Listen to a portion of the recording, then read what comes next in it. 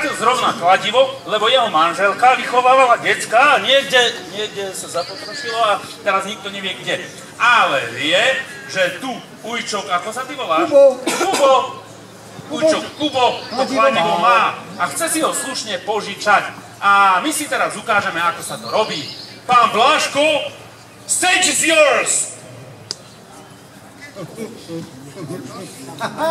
Daj sem kladivo, potrebujem ho. No, výborne, tak to je slušné správanie sa. Moderná doba. Moderná doba. Výborne. Vieš čo, prosím ťa, sa ti ukáž mu to. Normálne prídeš, poprosíš, pozdravíš, poďakuješ, dobre? No.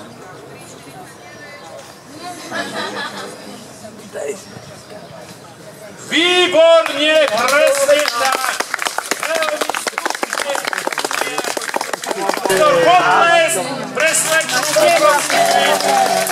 No, teraz stoj, počkaj, ja ti dám takýto plášť, lebo budeš teraz sestra, hej, v čase, tak budeš sestra, tak dostaneš takýto plášť, poď obliekaj.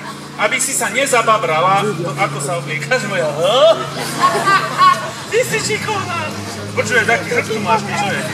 No a dostaneš aj takúto čiapku, aby ti vlasy nepadali do útrob pitvoly. To je vlastne mŕtvola na pitvanie a to budem ja. Nejak som budu spal, tak si aspoň trošku oddychnem.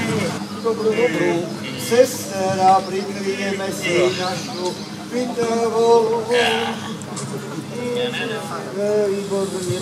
Výborne, sestra, potrebuje jej pravej ruke. Potrebujem najprv umrtvovač. Nie, to druhé je umrtvovač. Chudák macko detské. Skúsime najprv vitalitu dolnej končatiny. Výborne.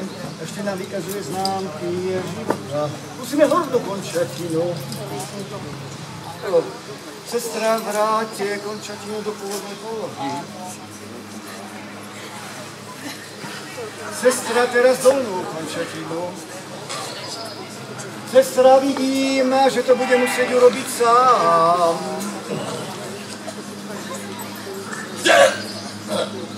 No, sestra, skalpel. A pristupujeme k samotnej pitve. Najprv si rozrežeme vrúcno duchino a pozrieme sa, čo sa skrýva v útrobách tohto nešťastia.